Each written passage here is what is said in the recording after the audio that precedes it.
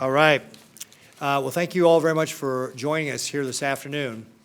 It was on February 24th that Russia launched its unprovoked attack on Ukraine and has caused enormous suffering in the country. And Ukraine has put out calls for help to be able to fight off this aggression. And so we here in the state of Nebraska have said that we support Ukraine in resisting this unprovoked attack and want to look to see how we can help the people of Ukraine. And so with me today, I've got a number of folks from state government. I'm joined by Captain Jason Scott, who is the commander of the Special Operations Unit for the Nebraska State Patrol, joined by Rick Dahlman, who is the Deputy Director for the Nebraska Military Department, and then John Selmer, who is the Director of the Department of Transportation. And working in conjunction with the state of Iowa, we have worked to collect protective equipment for folks in Ukraine. So we've been able to get the word out to law enforcement agencies to be able to give us their expired body armor, those vests, and Kevlar helmets that we could then pool together and work with the state of Iowa to send to Ukraine. Ukraine has asked for help with regard to body armor and helmets, and so we have units that are expired, so they're past their warranty and they're no longer usable by law enforcement because they are expired, but functionally they still work and they'll still provide protection. And so we put out the call last week for law enforcement agencies to be able to provide that. We worked together to be able to collect all that and then palletized it. We got 4 pallets. We've been able to collect 550 pieces of protective equipment, including 321 body armor vests and 69 helmets. And then we worked with Iowa to pool that with theirs, and they loaded that all on a plane today that will be headed to Ukraine, working with the Ukrainian consulate to be able to make sure that arrives to the people who will be able to help do it. So this is part of how we in Nebraska are providing material help to Ukrainians to be able to fight off this aggression. This is something that is absolutely just unprovoked, and Putin has disturbed started what has become just the worst refugee crisis in Europe since World War II, and obviously overturned the whole world peace that we've had since World War II with regard to that. Millions of people have been displaced, including 4 million people who have left Ukraine. And so we want to help the people of Ukraine fight this aggression, and that's why the state of Nebraska is pulling together this expired body armor to help do that in Ukraine. So with that, I'm going to go ahead and turn it over to Rick Dahlman, who's going to talk a little bit about what the Nebraska Military Department did, and then we'll also have Jason Scott and then John Selmer talk about their roles. So with that, Rick. Thank you, Governor, for the chance to help with this important support for Ukraine. It was just a short time ago that the California Military Department reached out to our director, Major General Bohack, to approach you, Governor, on a state agency effort for the Ukrainian relief. California and Ukraine are in a 25-year relationship where they share military training a little bit, build relationships, and a good peaceful type of effort between the nations. But they were asking for something a little bit different this time. They asked if the Adjutant General of California would talk to other states and see if on a state level, on a non-federal level, would governors be willing to pitch in and help. In Ukraine, body armor and helmets are the most requested thing, and the idea that local law enforcement may have some access to donate was thrown around. General Bohack discussed with Governor Ricketts, who fully supported the effort, and contacted the Nebraska State Patrol. Colonel Bolduc spearheaded the next effort with law enforcement agencies around the state, collecting and transporting stuff to Lincoln. And Captain Scott will talk more about that in a minute. The Nebraska Military Department did a small role, but we just connected the dots between the teammates, the fellow state agencies, to coordinate this. So the State Patrol continued to provide details of the amount of equipment they would bring in. This really started about last Wednesday when we started to get the word that that may happen and that transportation may be available. So it was fast moving from the west to the east, equipment moving through the state area, troop areas. So we got updates on those. I talked to the Department of Administrative Services and their supply division. They provided some airworthy boxes, and we kept count of those and monitored the equipment as it came in. Department of Administrative Services also provided some legal documentation, ways to get it up there and access the property, which is so important, dealing with the consulate and also with Iowa, trying to get these boxes loaded and the right type of equipment. We had to separate some things, and they did a great job, Patrol and Administrative Services. And then Department of Transportation, in a moment's notice, provided a truck, a driver, and we'll talk to them several times a day about when they can pick it up and how we can best do this. And so in 2 different locations, Patrol gathered all that. DAS helped to manage the administrative part of it. We had it loaded all up. They brought some folks in on a Saturday, and with smiles on their face, we're ready to go Monday. And so yesterday, Department of Transportation loaded that up, and they took that over to the Iowa, their Department of Public Safety, where today the Department of Iowa Transportation transported that we talked about. So 100% state effort, fully supportive with great attitudes among our teammates, Governor. So shout out really to the State Patrol, DAS, Nebraska Department of Transportation, and our Iowa teammates for cooperating to get this done and following your intent to help the Ukrainian crisis. So thank you for the opportunity. I'll be followed by Captain Peters. Thank you, Director Dahlman. I think like everyone else, we've seen the images coming out of Ukraine over the last month and have been inspired by the Ukrainian people and how they are fighting. When the governor came to us at the State Patrol with the opportunity, our teams across the entire state were very eager to help. This is a fast-developing effort, and teamwork from every organization was on full display. We really need to thank the Nebraska Sheriff's Association along with the Police Chiefs Association of Nebraska for their leadership in getting the word out to local agencies across the state in a short amount of time. We had many local agencies bringing vests to our local troop area offices. Those agencies brought a total of 284 body armor vests, 87 small armor plates, and 45 vest carriers. NSP was proud to add 37 of our own body armor vests, 20 vest carriers, 8 non-body armor police vest covers, and 69 Kevlar helmets. That brought the statewide total to 550 pieces of equipment that Nebraska law enforcement agencies are sending to Ukraine. These pieces of equipment are all out of warranty and are expired, as was mentioned earlier. It means they can no longer be used in the United States, but they're very serviceable and still functional to make a huge difference in what's going on in Ukraine and defending their country. Once we get everything collected and boxed up, we were glad to hand it off to our partners at the National Guard so that they could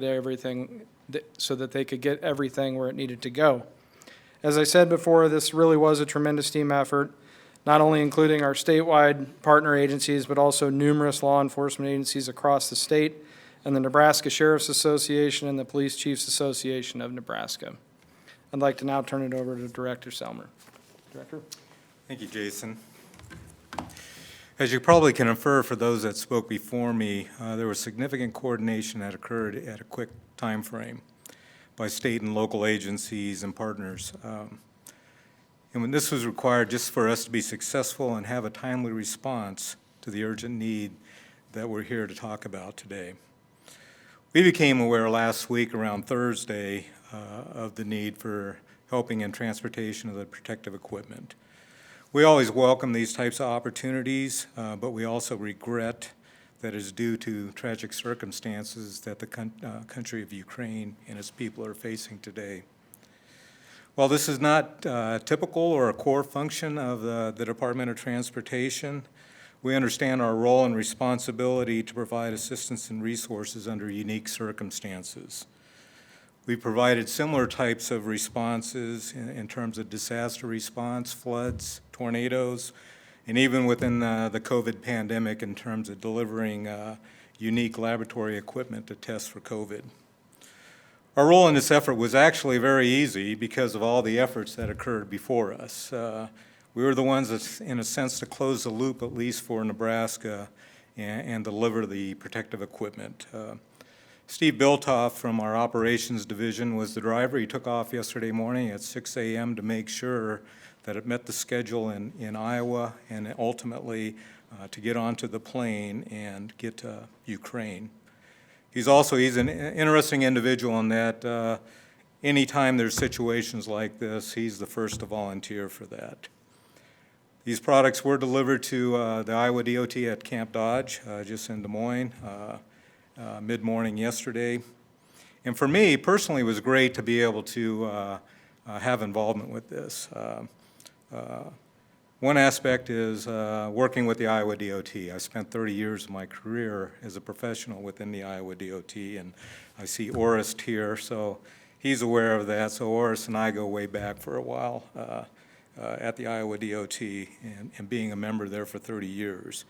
And my hope is that there can be future collaboration such as this within our own state and with the Iowa DOT and with the state of Iowa, but hopefully under better circumstances. And with that, I give it back to you, Governor. Well, again, I'd like to thank our teammates who worked so hard to pull this together in a very short period of time, as well as all the law enforcement agencies. We talked about the different police departments, the sheriff's departments, even individual officers donated their body armor or helmets as part of this overall effort. And I appreciate the collaboration of all the teammates here at the state of Nebraska to be able to help make this happen. As was mentioned, while these pieces of protective equipment are expired and can't be used because of warranty reasons here in Nebraska, Ukrainians will put good use to them in their home country. So we're very pleased to be able to help out with that regard. And I also want to thank Kim Reynolds of Iowa for working together with us to be able to pull together the transportation to be able to make sure it could get used as quickly as possible. We also have members of the Assumption Ukrainian Church with us here today to talk about the human side of this. Because of this attack that's gone on for over a month now, there's been tremendous human cost. I mentioned the number of people who are displaced. We've seen it with missile and artillery attacks on hospitals and schools and apartment high-rises. The casualties, civilian casualties, are estimated to be 3,039 as of the end of day on March 28th. And so we've just seen a terrible human cost. And that human cost is not just in Ukraine, it impacts us here in Nebraska as well. One of the folks that we have here today is a third grader, Lexi Fodorenko, who is going to say a few words. Her grandparents, all four of them, are in Ukraine right now. So Lexi, would you like to come up and say a few words? Okay. All right, and do we have a step stool so Lexi will be able to see here?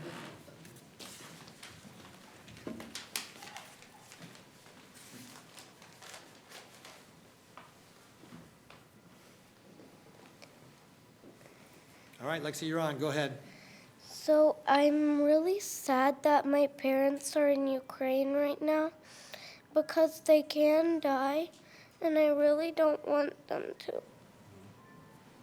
Have you been able to talk to your grandparents? Yes, And what do they say when you talk to them? I forgot. Are they scared over there too? Yes, Yeah. So they're scared over there too, and they're making you scared over here, right? yes. Yeah. So what would you like to say to Nebraskans about what's going on in Ukraine with Russia invading? I just want to say if people can help Ukraine. All right. Well, thank you very much, Lexi. I appreciate you coming and bringing that message because that's what we want to do. We want to help the people of Ukraine, especially your grandparents, okay? Okay. All right. Thank you. Slava Ukraini. Good job, Lexi. All right. I'm actually going to move. Oh, thank you, Captain. We have a number of ways to be able to, for Nebraskans to be able to help Ukraine. The first thing I'd ask Nebraskans to do is pray for the people of Ukraine, that they continue to show this heroic resistance that's inspiring the free world. In addition to that, we can make contributions to help out. The need there is great. Whether the need is for first aid kits, other necessities of life, baby formula, all those things are in short supply with the war disrupting that.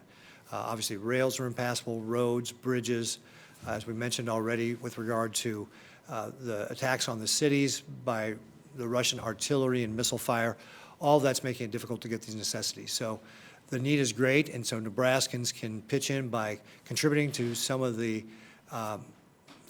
nonprofits out there that are working on that. And I do have a list of those nonprofits. These are humanitarian organizations: Direct Relief, Global Empowerment Mission, the Red Cross, International Medical Corps, Jewish Federation of Omaha, Revived Soldiers Ukraine, Save the Children Federation, Send Relief, Inc., the Jesuits, World Central Kitchen, Samaritan Purse, Convoy of Hope, Feed My Starving Children, and Executive Travel, based out of Lincoln, Nebraska, has launched an Operation Safe Harbor Ukraine to help refugees fleeing the war. And on that note, at my request, the Department of Health and Human Services have reached out to the referral partners to let them know we'd like to provide any assistance we can with regard to any Ukrainian refugees that are looking to come to this country. We'd be happy to welcome them here in Nebraska. Nebraska has always been a welcoming state, and we certainly accommodate any Ukrainians who want to come to our state. As I mentioned, we also have Assumption Ukrainian Church here, and Ursus, do you want to come up and just say a few words about how people can reach out to your organization to be able to help as well? Well, thanks, everybody, for being here. We really appreciate the support. And we do have a website for the Assumption BVM Ukrainian Catholic Church where you can make donations. And as we get information of new ways to help, that will be posted there, too. The website is ukrainiancatholicbvm.org. And so you can go on there. There are ways to donate through Venmo there as well. So you can donate to the effort. And so we appreciate that. And there's opportunities. There's, I'm sure you've seen around both Omaha and Lincoln, weekly rallies, people coming out and showing their support for Ukraine. And that we've understood from people back in Ukraine is very important as kind of a moral uplift for them as well. But prayers and monetary donations, and of course, we really appreciate the body armor and protective equipment. And we've gotten a lot of support from the community, so we really appreciate that. You know, it's a lot like France helping out the colonists in our own American Revolution with logistical things, with weapons and with equipment and so forth, when the United States was fighting for freedom against a much larger imperial power. And so Ukrainians are kind of in that same position now, and it's great that you know, we're doing the same thing there. So we really appreciate it. Great. Thank you very much. Appreciate it. Yeah, that's a great analogy to how France helped out the United States in our war for independence. And Ukraine is very much in a war for their independence right now. So to the extent that we can help out, it's, you know, we should look for additional ways to keep doing that. Another way we could do that is by becoming energy independent here again, increasing our energy output so that we could sell energy to our friends in places like Europe rather than buying it from our enemies. All right, so with that, why don't we, I think I checked off all the things that we're supposed to cover here today. So we'll go ahead and open up to questions and answers. And we'll, as always, stay on this topic for the moment and then move on to other topics as we expire those. Grant. So what happens to this gear, what normally happens this gear, if it wouldn't have been going to Ukraine? And then also, was there any federal involvement in this, or is it purely between the state and Ukraine? So Grant's question was, what would normally happen to this equipment that's expired? And was there any federal involvement in this? And I'll answer the second part. No, there was no federal. This is entirely a state effort, working with the state of Iowa in this case to be able to do this. So this was a state effort, not a federal effort. But with that, Captain Scott, you want to talk about what law enforcement agencies typically do with this expired equipment? I can. Yes, sir. So typically, expired body armor, we've mentioned it a couple times, it's expired, but it's still very functional. But from the United States perspective, legal issues, things like that, we normally have that stuff destroyed at an expense of our own agency. And this is an opportunity, which is another reason we're not sitting on enormous stockpiles of expired body armor. So normally it's destroyed through companies who specialize in destroying armor. Thank you, Jason. Yeah. Do you have an estimate of when the equipment will arrive in Ukraine? You know, the question was, do we have an estimate of when that would arrive in Ukraine? I don't have an estimate right now. I don't know John, did they say anything to you about it? My understanding is it was being loaded on a plane today, but I think for security purposes, they were not being specific about when the plane was leaving, where it was landing, and what time it was landing, to be able to protect the security. We want to, again, this is very valuable equipment, and it's something that's destined for our military. So we are working with the Ukrainian consulate to be able to make all those arrangements, but I don't have the details. Yeah, Andrew. You heard how this, I guess, the need for this particular equipment and how, it will be used and who will be using it? Yeah, so my understanding is the Ukrainian military is looking for this equipment. My recollection is the original request was for like 75,000 pairs of body armor and helmets to be able to help equip all the volunteers they have in their country to help fight the Russian invasion. So we're doing our small part to be able to help equip folks who are signing up to be able to defend their homeland. And so right now, some of these soldiers or these people are running around without anything? So then Andrew's question is, well, so are some of these people fighting without armor? I'd refer you to intelligence reports coming out of Ukraine with regard to that. But I can imagine if they're requesting 75,000, helmets and body armor units, that there are people right now fighting without body armor. Yeah. Do you plan to continue collecting gear as the war continues? The question is, do we plan on continuing collecting gear as the war continues? I would hope that this conflict can be brought to an end quickly, and therefore there wouldn't be the need for it. But we may be doing follow-on efforts as well, but it all just depends on the circumstances. Yeah, Andrew. Hasn't there been any effort to kind of streamline all of these efforts to, kind of coordinate them so that, we could, maybe move quicker at all? So the question was, Andrew was asking, has there been any effort to streamline these efforts so they can move quicker? Well, frankly, since we just started this effort last week on Wednesday, and today is Tuesday, or no, today's Wednesday, right? Today's Wednesday, so I think a week later, pulling this all together and getting it on a plane is actually a pretty fast turnaround time. Again, I think that if this turns into something that is going to be a longer-term effort, we would look to be pooling our resources with more than just the state of Iowa. We'd be looking to pool with other states as well. But with the need being urgent, we wanted to move faster to be able to get what we could collect over there in a hurry. Oh, I'm sorry, I meant all the other, relief agent, the efforts to, to try to help all of those kind of coordinate and to move those along like you moved this. Oh, okay, so you're just talking about the other types of humanitarian relief. Obviously, we have a lot of different types of organizations that have their own connections that address their own specific needs. So I think it's up to individuals to decide which organization is going to best suit their need. But, I think actually having a number of organizations being able to work on this and then have them work directly, for example, with the Ukrainian government to coordinate that relief is probably the best bet. I think that what we can do is support the organizations here and then let them work with the Ukrainian government to deliver that aid. Okay, other questions on this? Yeah. How much of this is symbolic and how much of it, you hope saves lives? So Andrew asks, how much of this is symbolic and how much of this will save lives? Well, I guarantee you that the Ukrainian soldier who is fighting with one of our helmets and body armor will not think this is symbolic in any way, that this will provide real protection. Again, as Captain Scott mentioned, even though the U.S. warranty on this is expired and we can't use them in law enforcement agencies, they still work. They will still stop shrapnel and bullets. And so this is a very real, tangible help for those fighters in Ukraine. But I do think it also emphasizes the importance of how Nebraskans stand with Ukraine on this horrible, unprovoked aggression, and that we got to stop this Russian war machine in its tracks, and we're doing our small part to be able to help do that. Yeah, You talked about Graham. possibly accepting Ukrainian refugees. Do you have any indication at this point as whether there's interest in that or whether folks might actually come remotely? So the question was, I mentioned about accepting Ukrainian refugees, and do I have any indication with regard to that? We're continuing to work with our federal partners, and we'll continue to monitor it. But I've been told, and so you got to take it from that standpoint, that I don't have any official documentation, is that most Ukrainians want to win this war and go home. They're not looking to come to the United States. They want to win the war and go home.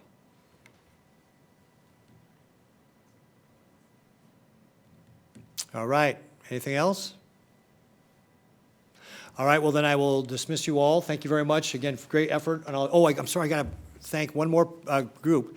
I got to thank the Department of Administrative Services, Jason Jackson as our director, and Amara Block, our general counsel, who worked to be able to help not only coordinate this, but make sure we were crossing our T's and dotting our I's with regard to pulling all this together and getting it to the proper place. So thank you very much, Amara, for your help.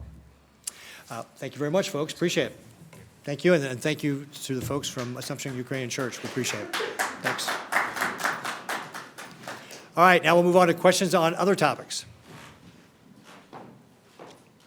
Yeah, Grant. The legislature, either tonight or tomorrow, is going to be talking about the corrections reform package they're working on. I know you put out a statement about that, talking about kind of what some of the concerns you have about parts of the bill. What parts of it are sort of non-starters to you? Where are you going to work? So Grant, you're asking about 920, Senator Lathrop's bill with regard to the criminal justice reform?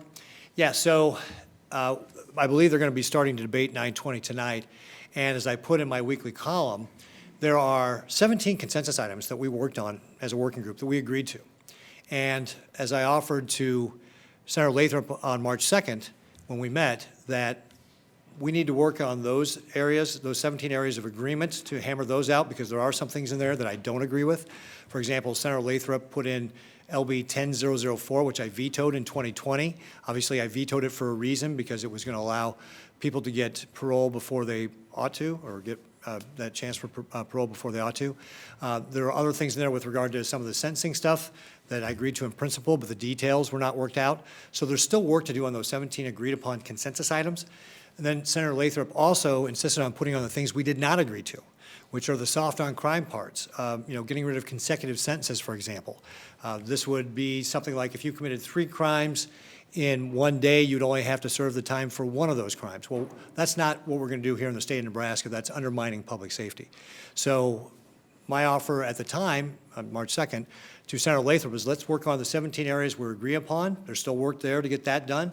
And then we can, start with that as an area of making progress on criminal justice reform. And that's not the path Senator chose to go down.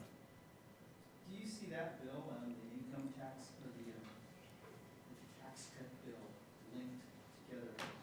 So Andrew's question is, do I see that bill and the income, or the criminal justice reform bill and the tax relief bill as linked? I don't see them as linked. I see those as two different issues. One has to do with what can we do to improve criminal justice here, and there's a lot of good things in those consensus areas, like more mental health resources, transitional housing, looking at what we can do to help support parole and probation staff. So there's more diversion courts, like drug court. A lot of good things in that would help us with regard to criminal justice. Those are good policy issues. Senator Lathrop chose to put the baggage of the things we didn't agree to in that bill, which is what's bogging that down. The tax relief bill, we have revenues well in excess of what we need to run our state agencies, and we should give them back to the people. That's not my money. It's not the legislature's money. With all due respect to my agency heads, it's not their money. It's the people's money. We should give it back to them. So that's a separate issue that we should take up. And unfortunately, what happened is it's mostly, we had 2 Democrats vote for the bill, but the rest of the Democrats have chosen to roadblock that tax relief. Things like for our seniors. We're facing a 40-year high inflation, and we wanted to accelerate the tax relief for seniors to help manage it, and those Democrats chose not to vote for that. One more question? One more question, anybody? Are you hopeful that major tax relief can still be achieved this session?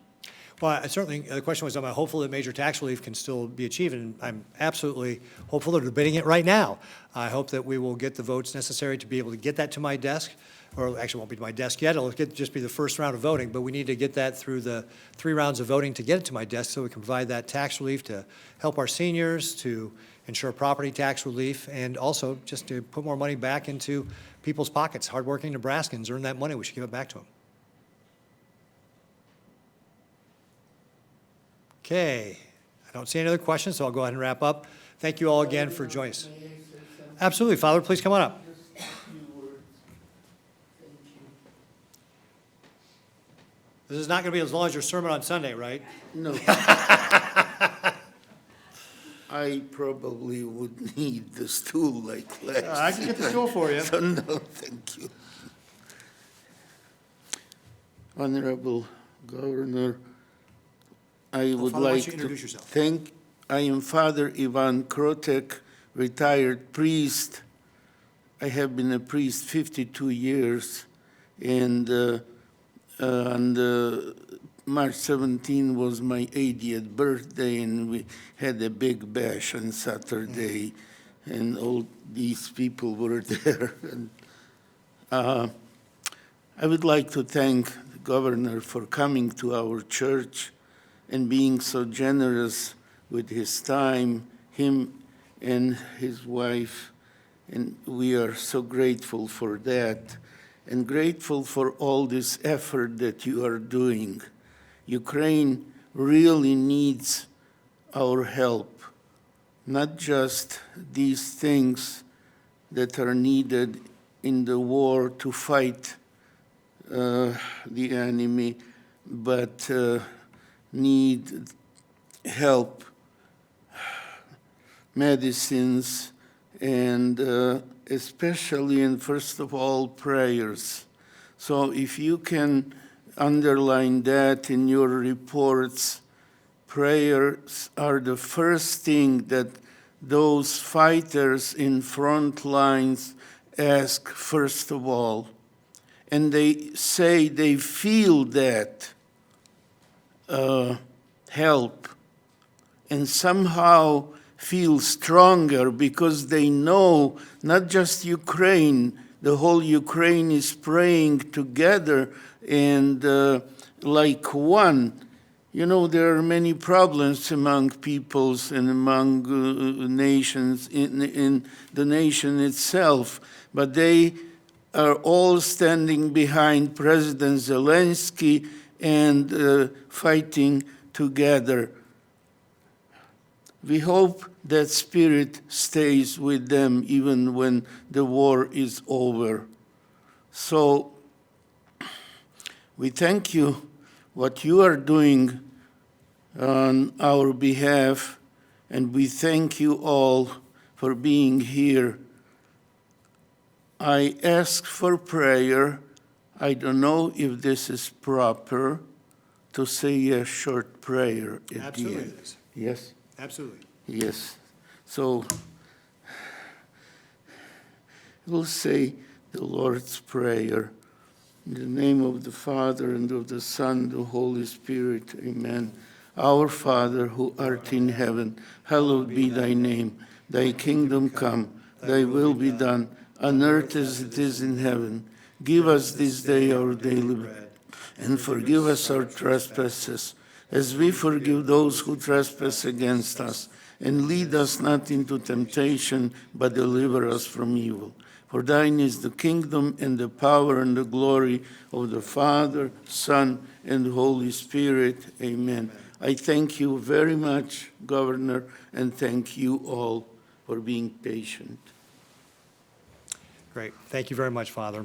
And I appreciate you ending on the prayer and reminding people that we need to continue to pray for people in the Ukraine. So thank you all very much, everybody, for being here this afternoon. And again, please check out those organizations that we talked about that are providing humanitarian aid to Ukraine. The necessities of life, medical, pharmaceutical, first aid, baby formula, they're all needed and they're all in short supply right now in Ukraine. There's a lot of suffering. So thank you all very much.